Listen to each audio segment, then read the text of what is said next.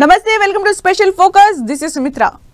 కలియుగ దైవం శ్రీవారి దర్శనం అంటేనే ఎన్నో జన్మల పుణ్యఫలం. అయితే ఆ దేవదేవుని దర్శనం ఎంత స్పెషలో స్వామివారి ప్రసాదం అంతే స్పెషల్. వెంకటేశ్వర స్వామి దర్శనానికి వెళ్ళామంటే ఎవరైనా టక్కున అడిగేది మరి లడ్డూ ఏది అని. ప్రపంచమే ఫిదా అయ్యే శ్రీవారి ప్రసాదానికి వందల ఏళ్ల చరిత్ర ఉంది. హిస్టరీ ఇంపార్టెన్స్ కు తగ్గట్లుగా వివాదాలు కూడా ఉన్నాయి. శ్రీవారి లడ్డూ ప్రసాదం క్వాలిటీ క్వాంటిటీ తగ్గిందని కొన్నిసార్లు, రేటు పెంచారని ఇంకొన్నిసార్లు, గతంలో ఉన్నట్లుగా రుచి ఉండటం లేదని, తయారీలో శుచి పాటించడం లేదని ఎన్నోసార్లు చర్చ జరిగింది. ఇప్పుడు ఏపీ సీఎం చంద్రబాబు కామెంట్స్ తో శ్రీవారి లడ్డూ మరోసారి హాట్ టాపిక్ అయింది. ఇంతకీ స్వామివారి లడ్డూ తయారీలో అపవిత్రం జరుగుతోందా?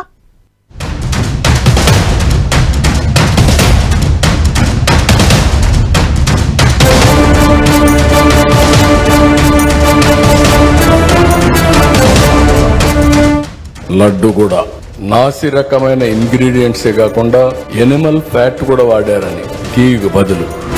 సీఎం చంద్రబాబు కామెంట్స్ తో హాట్ టాపిక్ గా శ్రీవారి లడ్డు ప్రసాదం తయారీలో యానిమల్ ఫ్యాట్ కలిపారన్న చంద్రబాబు. ఏపీ సీఎం కామెంట్స్ తో రాజకీయ రచ్చ, భక్తుల్లో ఆందోళన. కలియుగ దైవం ఏడుకొండలవాడు వైకుంఠనాథుడు శ్రీనివాసుడి దర్శనం మహాభాగ్యం. స్వామివారి దివ్య దర్శనం తరువాత భక్తులు ఎంతగానో ఇష్టపడేది శ్రీవారి లడ్డూ ప్రసాదం. తిరుపతి వెళ్లిన ప్రతి ఒక్కరూ లడ్డూ రుచి చూడకుండా ఉండరు, తమ వెంట తీసుకురాక మానరు. అంతేకాదు, తెలిసిన వారు ఎవరు తిరుపతి వెళుతున్నా లడ్డూ మరిచిపోవద్దని మరీ చెప్పడం కూడా పరిపాటే. ఎవరైనా తిరుపతి వెళ్లి వచ్చాక కొంచెం ప్రసాదమిచ్చినా కళ్ళకద్దుకుని మరీ తీసుకుంటారు. అలా శ్రీవారికి ఎంతటి విశిష్టత ఉందో లడ్డూ ప్రసాదానికి కూడా అంతే పవిత్రత, ప్రాధాన్యం ఉంది. మంచి ఆవు నెయ్యి, పిండి పదార్థాలు, సుగంధ ద్రవ్యాలు వాడి శుచితో తయారు చేసే లడ్డూను మించిన దివ్య ప్రసాదం మరోటి లేదంటే ఆశ్చర్యమేమీ కాదు.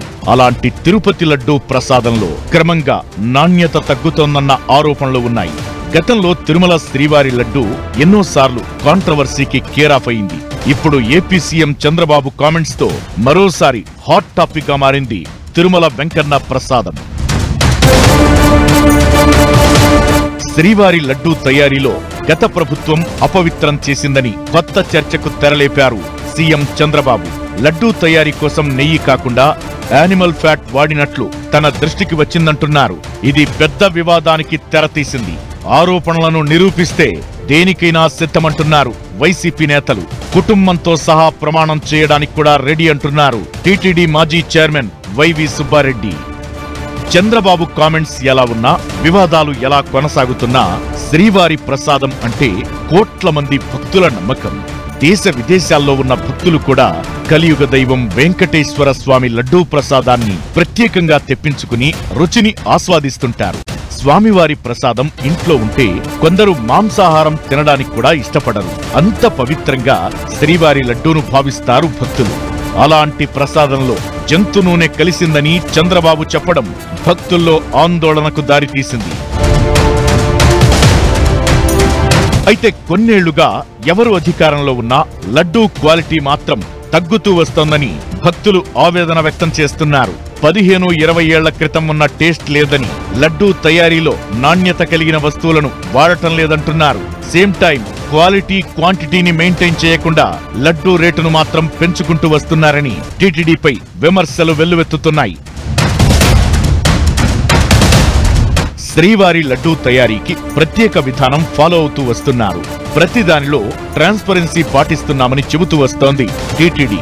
ఎన్ని వివరణలు ఇస్తున్నా, ఎన్నిసార్లు స్టేట్మెంట్లు ఇస్తున్నా లడ్డూ విషయంలో మాత్రం తిరుమల తిరుపతి దేవస్థానం తీవ్ర విమర్శలు ఎదుర్కొంటోంది. కోట్లాది భక్తులు సెంటిమెంట్ గా భావించే ప్రసాదం విషయంలో నిర్లక్ష్యం చేస్తున్నారన్న ఆరోపణలకు ఎప్పటికప్పుడు ఏదో సమాధానం చెప్పడం తప్ప లడ్డూ క్వాలిటీ విషయంలో ప్రత్యేక చర్యలు తీసుకున్నదేమీ లేదన్నది భక్తుల అభిప్రాయం. ఒకప్పటి శ్రీవారి లడ్డూ రుచికి ఇప్పటికీ సగానికి పైగా నాణ్యత పడిపోయిందన్నది బహిరంగ రహస్యమే. తిరుమల లడ్డూ తయారీలో చాలా జాగ్రత్తలు తీసుకుంటారు. తిరుమల లడ్డూ తయారీ కోసం ప్రతిరోజు 300 నుంచి 500 లీటర్ల నెయ్యిని వాడుతారు. టీటీడీ మార్కెటింగ్ విభాగం ద్వారా నెయ్యిని కొంటుంది. ప్రతి 6 నెలలకోసారి టెండర్లు పిలిచి ఈ ప్రొక్యూర్మెంట్ ద్వారా నెయ్యిని సేకరిస్తారు. నెయ్యి నాణ్యతను పరీక్షించేందుకు ల్యాబ్ కూడా తిరుమలలోనే ఉంది. ఇన్ని అంచెలు దాటి కల్తీ నెయ్యి, అది కూడా జంతువుల నూనె వాడటం అనే టాపిక్ భక్తులను ఆందోళనకు గురిచేస్తోంది. 2021 మార్చి వరకు టీటీడీకి కర్ణాటక మిల్క్ ఫెడరేషన్ కు చెందిన నందిని బ్రాండ్ నెయ్యి సప్లై అయ్యేది. 2021 మార్చిలో జరిగిన టెండర్లలో L3గా నిలిచింది. అయినా కూడా L1, L2 అనుమతితో కర్ణాటక మిల్క్ ఫెడరేషన్ తిరుమలకు అవసరమైన నెయ్యిలో కేవలం 20% సప్లై చేసింది. ఆ తరువాత నుంచి మాత్రం టెండర్ ప్రక్రియలోనే పాల్గొనలేదు. యూపీకి చెందిన ప్రీమియర్ L1 గా L2 గా అల్ఫా కంపెనీలు నెయ్యి సప్లై చేసేందుకు అర్హత పొందాయి. కేజీ నెయ్యి 428 రూపాయలకి సరఫరా చేసేలా టీటీడీతో ఒప్పందం కుదుర్చుకున్నాయి. అయితే ఈ ధరకు తమకు గిట్టుబాటు కాదంటూ కర్ణాటక మిల్క్ ఫెడరేషన్ టెండర్ ప్రక్రియలోనే పాల్గొనలేదు. టీటీడీకి నాణ్యమైన నెయ్యిని తక్కువ ధరకు సప్లై చేయలేమని ఫెడరేషన్ తేల్చి చెప్పింది. దీంతో తక్కువ ధరకు నాసిరకం నెయ్యి కొనుగోలు చేస్తుందంటూ టీటీడీపై ఆరోపణలు వస్తున్నాయి. దానికిప్పుడు సీఎం చంద్రబాబు చేసిన వ్యాఖ్యలు ఆజ్యం పోస్తున్నాయి. దేవుడు నెలకొల్పిన క్షేత్రం, ఆ కలియుగ దైవం కొలువుదీరిన నిలయం తిరుమల అంటేనే అన్ని పుణ్యక్షేత్రాల్లో ప్రత్యేకం. స్వామివారి ప్రసాదానికి కూడా అంతే స్పెషాలిటీ ఉంటుంది. చెప్పలేనంత చరిత్ర ఉన్న శ్రీవారి సన్నిధిలో 100 ఏళ్ల చరిత్ర ఉన్న లడ్డూకు కూడా ఎంతో స్థానం ఉంది. వెంకన్న లడ్డూ ప్రసాదం తయారీ కోసం తిరుమలలో ప్రత్యేక పోటు ఉంది. లడ్డూలో ఏ పదార్థాలు కలపాలనే దానిపై దిట్టాన్ని కూడా ఫాలో అవుతారు. ప్రతి దానికో లెక్క, అంతా పక్కా అన్నట్లుగా లడ్డూ తయారవుతుంది. అసలు వెంకటేశ్వర స్వామి లడ్డూకు ఉన్న ప్రత్యేకత ఏంటి? శ్రీవారి క్షేత్రంలో ఎప్పటి నుంచి లడ్డూ ప్రసాదంగా ఇస్తున్నారు? లడ్డూ తయారీలో ఏమేమి కలుపుతారు?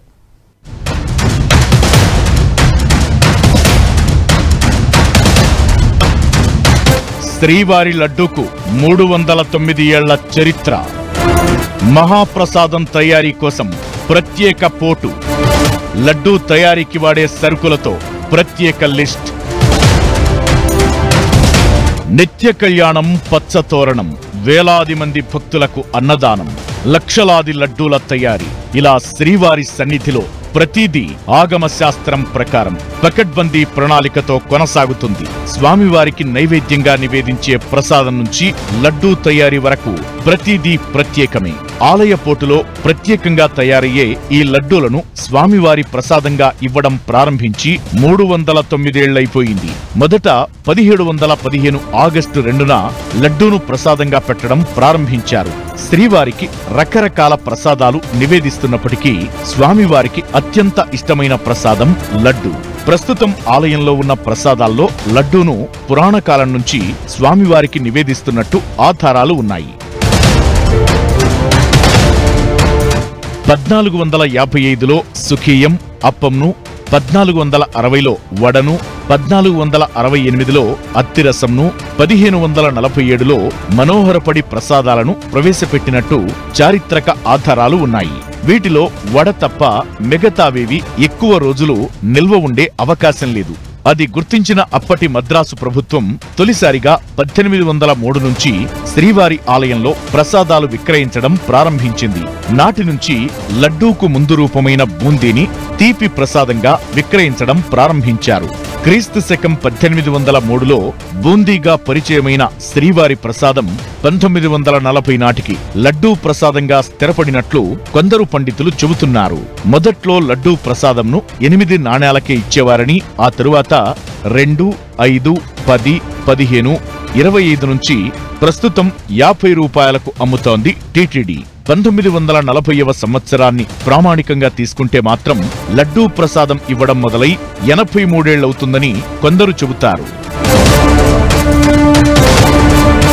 2010 వరకు దాదాపు రోజుకు 1,00,000 లడ్డూలను టీటీడీ తయారు చేసేది. భక్తుల రద్దీ పెరగడంతో ప్రతినిత్యం దాదాపు 3,20,000 లడ్డూలను టీటీడీ తయారు చేస్తోంది. ఇక లడ్డూకు పేటెంట్, ట్రేడ్ మార్క్ కూడా ఉంది. 2014లో లడ్డూకు భౌగోళిక గుర్తింపు లభించింది. తిరుపతి లడ్డూను తయారు చేసేందుకు ముడి సరుకులను పక్కా కొలతలతో ఉపయోగిస్తారు.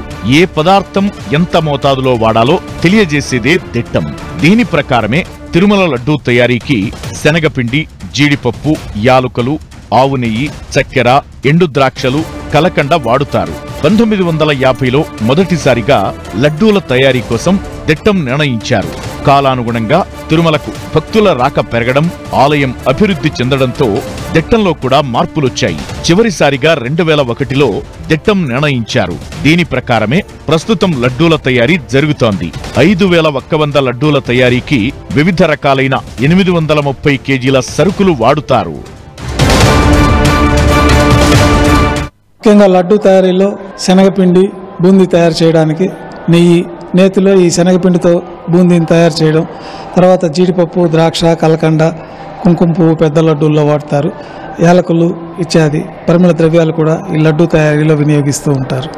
దిట్టం ప్రకారం 5100 లడ్డూల తయారీకి 280 కిలోల ఆవు నెయ్యి, 200 కిలోల శనగపిండి, 400 కిలోల చక్కెర, 35 కిలోల జీడిపప్పు, 17.5 కిలోల ఎండు ద్రాక్ష, 10 కిలోల కలకండ, 5 కిలోల యాలకులు అవసరం.